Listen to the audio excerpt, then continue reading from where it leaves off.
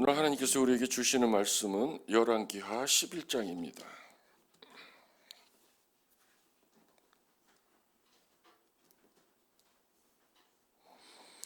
열왕기하 11장 1절부터 21절까지 제가 한 절, 여러분들이 한 절 봉독하시도록 하겠습니다. 아하시아의 어머니 아달랴가 그의 아들이 죽은 것을 보고 일어나 왕의 자손을 모두 멸절하였으나 요람 왕의 딸 아하시아의 누이 여호세베가 아하시아의 아들 요아스를 왕자들의 죽임을 당하는 중에서 빼내어 그와 그의 윤모들 침실에 숨겨 아달랴를 피하여 죽임을 당하지 않게 한지라.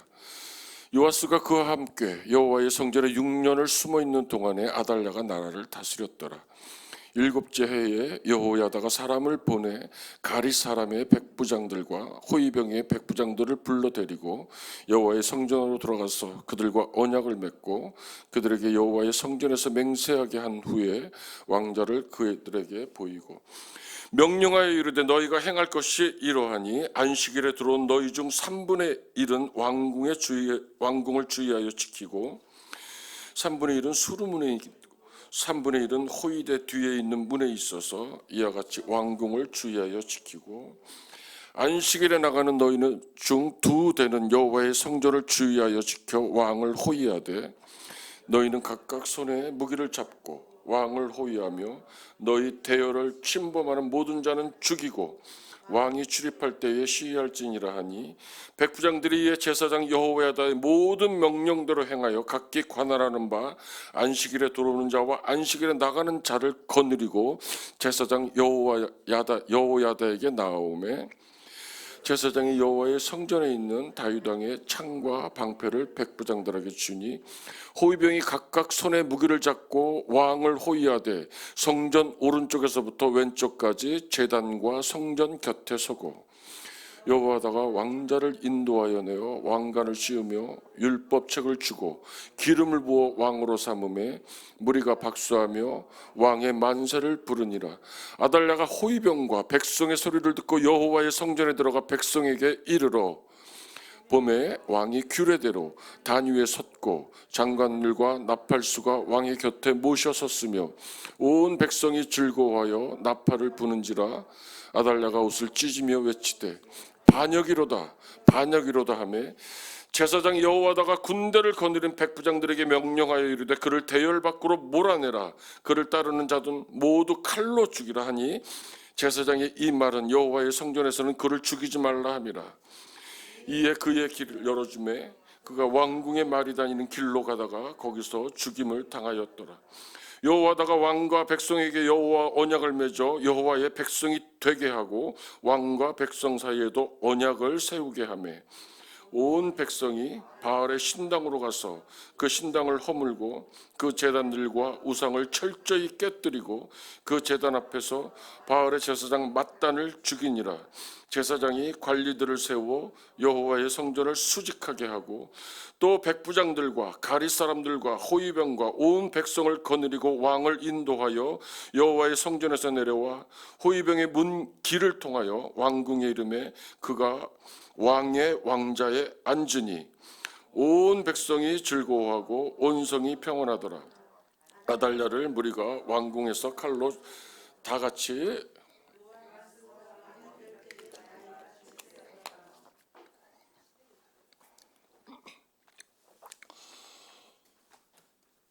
오늘 본문은 무슨 전쟁사 같습니다. 아달랴라는 여인이 불법으로 남유다의 왕권, 하나님께서 언약으로 지키기로 약속하셨던 그 남유다의 왕권을 찬탈하는 사건으로 시작합니다. 남유다의 여호사밧 왕하고 북이스라엘의 아합 왕이 어느 날 결혼으로 동맹을 맺기로 정략적인 정책을 맺습니다. 그때 아합 왕, 성경에서 악한 왕의 최고로 치는 아합 왕과 그 아내 이세벨의 딸이 남유다 여호사밧의 아들 요람 왕의 아내가 되고 그렇게 돼서 북이스라엘의 여자가 남유다의 왕비로 즉위하게 되는 그런 사건이 있었습니다. 이 아달랴라는 여인은 이세벨의 딸인 만큼 북이스라엘의 문화와 풍속에 깊이 젖어 있었고 부모의 영향을 받아서 우상 숭배에 빠져 있었습니다. 그저 이방인에 불과했다. 당연히 남유다의 성전 중심의 신앙에 대해서 이해는 전혀 없는 여자였습니다. 한 발 더 나아가서 자기 아들 아하시아가 예후에게 죽게 되자 오늘 읽은 말씀처럼 그녀의 본성이 드러납니다. 자기가 남유다의 왕권을 차지하기 위해서 자기 아들의 손자들까지 철저하게 전부를 찾아서 죽이는 그런 사건이 오늘의 성경 내용입니다. 우리 다 같이 본문 11장 1절을 함께 봉독하시겠습니다. 시작.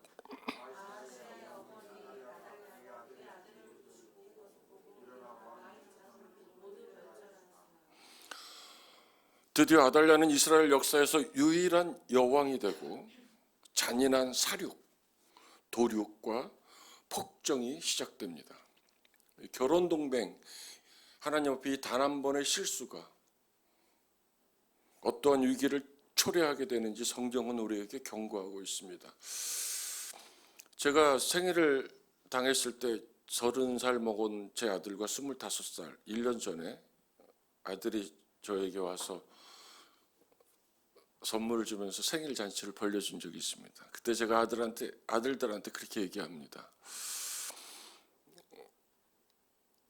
하나님 시야에서 벗어난 삶을 사는 것은 쉬운데 하나님이 너희들을 사랑하면 하나님은 너희 인생 속에서 반드시 그 이유를 묻고 대가를 치르게 할 거다. 그러니까 악으로 달려가는 길은 잠언에서 나온 것처럼 빠르지만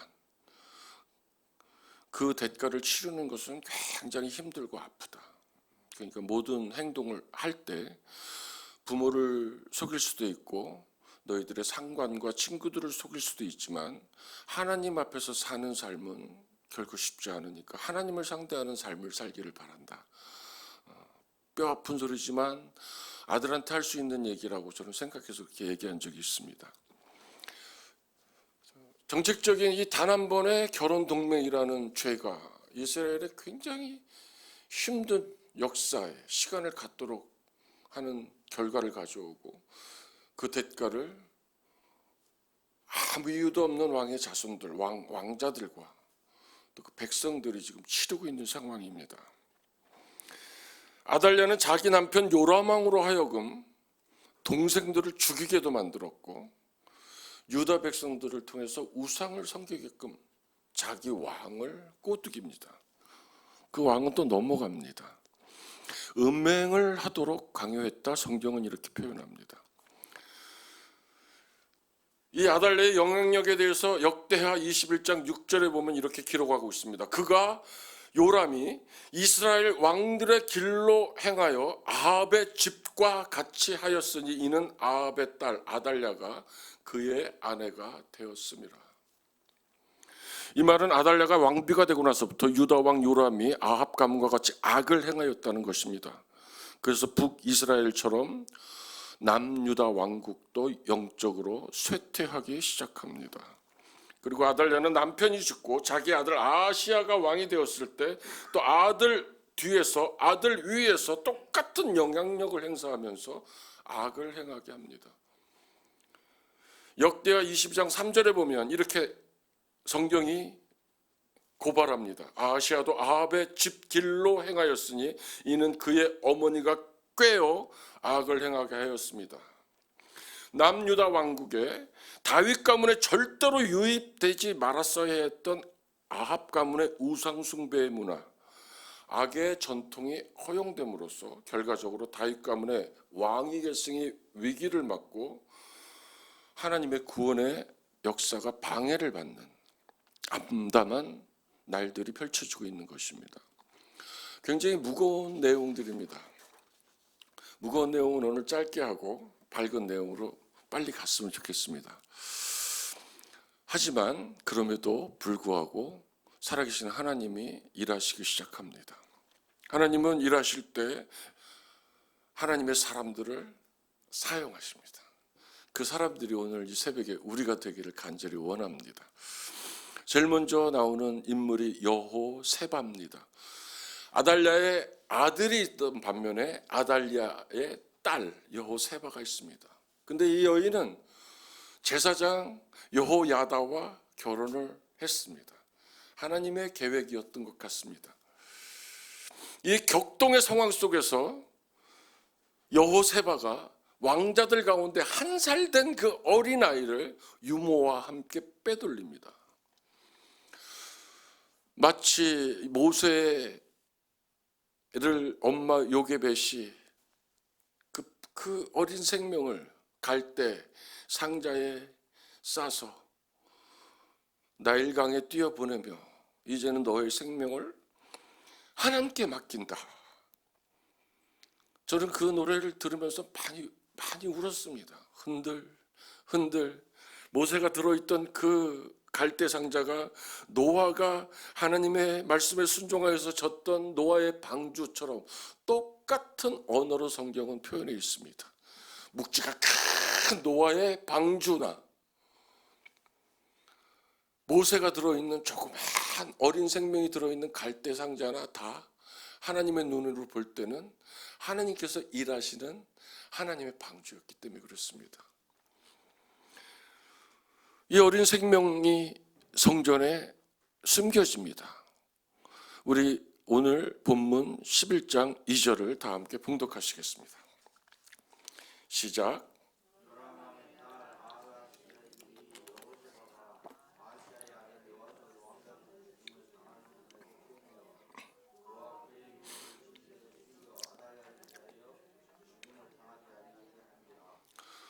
성경 어디에도 이 여호세바에 대한 이 의로운 행동에 대한 단서를 제공하고 있지 않습니다. 많이 찾아봤습니다.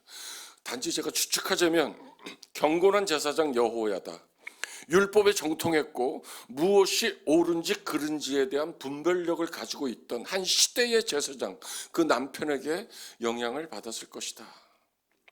선한 영향력을 전달받았을 것이다. 이렇게 생각합니다. 아니, 틀림없이 여호와의 율법, 말씀과 하나님께서 다윗, 오늘 우리에게 맺으신 그 언약에 대해서 들었고 알았을 것이다. 저는 이렇게 추측합니다. 두 번째 인물이 제사장 여호와다입니다. 그는 제사장입니다. 여호와다와 그 부부 여호세바가 하나님의 선한 일에 협력하여 하나님의 구속 사역이 끊기지 않고 연결되도록 일하고 있는 이 모습은 정말 아름답습니다. 저희 몸된 교회에도 부부가 함께 나와서 하나님께 함께 예배하고 그 부부를 통해서 하나님의 선한 영향력이 더 능력 있게 하나님의 나라가 확장되고 교회가 굳건히 서가고 교회에 모이는 하나님의 백성들의 수가 많아지고 그라여 중원구가 몸된 교회를 통해서 좀 더 하나님의 선한 영향력 아래에 있기를 주의 이름으로 축원합니다. 아달랴의 피해 통치가 이루어지고 있는 시대입니다. 역대하 23장 1절에 보면 이렇게 기록되어 있습니다. 제7년에 여호와다가 용기를 내었다. 이렇게. 그래서 많은 사람들을 끌어모으고 다시 이 6년이 지난 세월에 숨겼던 요아스를 왕으로 추대하는 일을 세우게 됩니다. 용기를 내었다. 이 말씀은 용기가 없었다, 이 얘기를 전제로 하는 겁니다. 6년 동안 여호와다는 망설였습니다. 어쩌면 하나님 앞에 이렇게 물어봤을지 모릅니다. 하나님 왜요? 다윗 가문과 약속했던 하나님의 언약은 어디 가고, 하나님 왜 북이스라엘에서 이세벨의 딸 아달랴가 와서 이 남유다를 통치하기 왜요? 이렇게 기도하는 시간도 있었을지 모릅니다. 하지만 저는 다르게 봅니다. 용기를 내었다는 말은 여호와다가 뜻을 분명하게 정해놓고 하나님 앞에 무릎을 꿇었던 시간이 6년이었다. 이렇게 저는 성경을 해석하고 싶습니다. 뜻을 분명히 정해놓고 하나님 앞에 고민하며 하나님 이러한 상황을 통해서 어떠한 계획을 가지고 이스라엘과 나의 인생을 인도하시려고 하나님의 계획이 무엇인지 물었을 것입니다. 끊임없이 물었을 것입니다. 왜 그러냐면 그는 생명을 걸고 피의 통치가 이루어가는 시대에 왕의 앞에 나가서 무릎 꿇고 그 왕을 위해서 복을 빈 것이 아니라 하나님의 언약을 따라서 왕과는 다른 길로 믿음의 행보를 이어가고 있었기 때문입니다. 방향을 알았고 자신의 사명을 잘 알았던 믿음의 사람 제사장 여호와다. 반드시 해야 하는 일인 줄 잘 알고 있던 그에게 6년의 시간이 지나고 마침내 하나님께서 그에게 용기를 불어넣어 주십니다. 때가 된 것입니다. 어느 날 아브라함에게 하나님이 이렇게 얘기합니다. 떠나. 아브라함은 족장 시대의 족장이었고 군사력도 있었고 부도 갖추고 있었고 정말 복의 복을 받아서 그 복을 누리고 있었습니다. 근데 본토 친척 아비 집을 떠나서 내가 지시하는 땅으로 가라 이렇게 안 가르쳐줬어요. 떠나라, 지금 이 자리를 떠나라 얘기했을 때 아브라함이 떠났다고 얘기합니다. 시편에 보면 다윗은 자기가 어느 곳으로 가야 할지 알고 기도합니다. 하나님, 내가 적을 칠까요 말까요? 하나님, 내가 아들을 피해서 머리를 숙이고 아둘람굴에 숨어 있는데 내 머리를 드시는 이는 하나님이에요. 이렇게 기도합니다. 아브라함은 틀립니다. 갈 곳을 알지 못했는데 갔다. 갈 곳을 알고 가는 그 순종을 안락이라고 그러고 갈 곳을 모르는데 가는 그 순종을 한락이라고 그럽니다. 성경은 이렇게 얘기합니다. 아브라함은 늘 그런 삶을 살았기 때문에 하나님이 이제 떠나 그럴 때 이랬어요. 예, 그래요. 떠나려면 가죠. 갑니다. 이삭을 바치라? 왜요? 그날 밤이 하나님이 창조한 시간보다 더 길었다고 철학자들이 해석합니다. 하나님, 따뜻한 밥 좀 3일만 먹이고 바칠까요? 하나님, 내가 못다한 아비의 사랑을 쏟는 시간을 조금만 주세요. 아니, 아내하고 얘기할 시간을 좀. 아니, 하나님, 걔한테 축복할 시간이라도 주세요. 별 생각을 다 한 그 밤이 얼마나 길었겠습니까? 성경은 이렇게 얘기합니다. 아침 일찍 떠났다고. 늘 그렇게 사는 우리 믿음의 여정은 하나님이 우리에게 어떤 말씀을 주셨을 때 그 길로 가기 쉽지 않지만 쉽습니다. 왜 그러냐면 하나님의 선한 능력이 우리를 인도할 것을 확신하기 때문에 그럽니다. 이해할 수 없는 상황에 지금 놓였습니까? 저도 어느 때는 하나님이 저를 낮추시는 적이 있었습니다. 정상에 올라갔을 때 하나님이 저를 낮추신 적이 있습니다. 아, 하나님, 이것 때문에 제 믿음이 흔들리지 않을 거 아시지 않아요? 하나님 감사해요. 내가 이것으로 인하여서 나를 돌아보겠습니다. 아닙니다. 하나님이 거기서 안 끝나고 나를 더 낮추셨습니다. 놀랍니다. 하나님, 왜요? 아닙니다. 하나님 더 낮추십니다. 제가 이 성전에 와서 이 포도나무 교회 와서 저기 앉아서 이런 기도를 합니다. 저를 낮추시고 낮추신 하나님, 당신이 맞습니다. 저는 그 하나님이 고맙습니다. 왜 그러냐면 하나님은 제 인생에 한 번도 나를 당신의 뜻대로 움직이게 했을 때 버려두신 적이 없이 그분의 언약 가운데서 나를 움직이셨기 때문에 그렇습니다. 오늘 이 여호와다가 그 일을 하고 있는데 이 여호와다의 영향력이 어떻게 되는지 오늘 제가 설교의 제목을 이렇게 정했습니다. 예배자의 아침. 어떤 사람들은 새벽 예배가 굉장히 힘들다고 합니다. 주의 종들 가운데서도 새벽 예배를 좀 줄였으면 하는 분들도 계십니다. 어느 것이 맞고 어느 것이 틀리다가 아니라 제가 존경하는 목사님들 일주일에 3번만 새벽기도 드리는 큰 교회 목사님도 계십니다. 그러니까 어느 것이 맞냐 어느 것이 틀리느냐가 아니라 저는 이 새벽 예배가 좋습니다. 먼저 있던 교회에서는 140명의 새벽 성가대, 천사 찬양대를 제가 거느리고 4년 반 동안 새벽 찬양을 365일 찬양을 하다가 제가 이 교회로 왔습니다. 눈이 오나 비가 오나 눈이 1m씩 약간 과장됐습니다. 쌓여서 광주시가 전체가 다 교통이 마비됐을 때 40분 지난 예배 시간에 나이 드신 할머니가 왔습니다. 왜 오셨어요? 이랬더니 찬양하러 왔다고 걸어온 겁니다. 하나님께 아침을 열면서 예배자로 서는 이 모습이 저는 정말 좋습니다. 예배 때 여기서 무릎을 꿇고 조목조목 친밀한 하나님과 대화하는 그 시간이 좋습니다.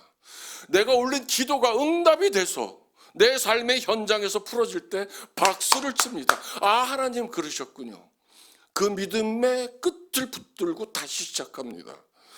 오늘 설교의 제목이 예배자의 아침입니다. 이 새벽에 우리가 부른 찬송처럼 여호세바, 요아스의 유모, 제사장 여호와다, 백부장들, 호위병의 백부장들을 통해서 이루어가는 선한 영향력은 온 백성에게 기쁨의 아침을 선물합니다. 20절에 온 백성이 즐거워하고 온 성이 평온하였더라. 이것은 이 하나님을 믿고 하나님께 한락의 삶을 살기로 결정하고 순종하는 사람들을 통해서 복음을 붙잡고 그 복음의 능력 안에서 살기를 결단하는 하나님의 백성들을 통해서 이루어가는 하나님의 이루심입니다. 그들의 온전한 순종과 언약을 향한 믿음의 열정을 통해서 온 성에 하나님의 평온이 선물됩니다. 이해할 수 없는 우리의 상황을 통해서 하나님이 어떠한 일을 계획하실 때 하나님 이런 상황을 통해서 어떠한 계획을 갖고 계시기에 나에게 이런 상황을 허락하셨냐고 묻는 오늘 아침이 되길 바랍니다. 그래서 이 시간이 지나간 후에는 우리의 이 고난의 시간들을 통해서 역경의 시간들을 통해서 알 수 없는 이해할 수 없는 아픈 상황들을 통해서 하나님의 선한 영향력이 우리 삶의 현장에 몸된 교회 중원구에 이루어지길 원합니다. 어떤 시인이 얘기했습니다. 제가 그 시인의 시를 읽다가 발짝발짝 듭니다. 하나님께서 천지를 창조하셨던 그 빛이 오늘 우리가 이 새벽 아침 예배를 드리고 나갈 때 우리에게 비추는 그 빛일 겁니다. 하나님의 빛은 요동치 않습니다. 하나님께서 빛이 있으라고 말씀하셨던 그 소리가 오늘 우리가 듣는 이 말씀입니다. 예배자의 아침은 어떠한 상황에서도 언약을 이루며 우리를 통해서 그 언약을 세우시는 놀라운 아침입니다. 한쪽에서는 아달랴가 처참하게 그 어머니 이세벨처럼 개들에게 먹이로 주어질 것이라는 언약을 이루어지는 그 상황 속에서 이세벨이 처절하게 성 밖으로 던져져서 내시들에 의해서 던져져서 머리와 손과 발만 찾고 나머지는 못 찾았다고 합니다. 성 밖에서 그 딸 아달랴도 죽어갑니다. 하지만 그 한편에서 하나님의 일하심은 다윗 왕조의 가문을 세우기 위해서 요아스의 즉위식이 벌어지고 있습니다. 우리 예배자의 삶을 통해서 어제 우리에게 왕정원 담임 목사님을 통해서 하나님께서 주신 말씀처럼 하나님 한 분만으로 충분한 오늘 하루가 되기를 주님의 이름으로 축원합니다. 하나님 때문에 행복한 삶의 여정이 되시길 축복합니다. 끝으로 우리 예배자의 삶을 통해서 하나님의 나라가 이 땅에 임하고 하나님의 영광가 우리의 삶을 통해서 드러나고 하나님의 나라가 확장되고 그 하나님의 기쁨을 누리시면서 발짝발짝 흠뻑 젖어서 사시는 오늘 하루가 되시기를 주님의 이름으로 축원합니다. 우리 오늘 말씀을 붙들고 주님 한 분만으로 만족한 하루가 되게 하소서. 그 말씀을 누리는 우리의 오늘 하루가 되게 하소서.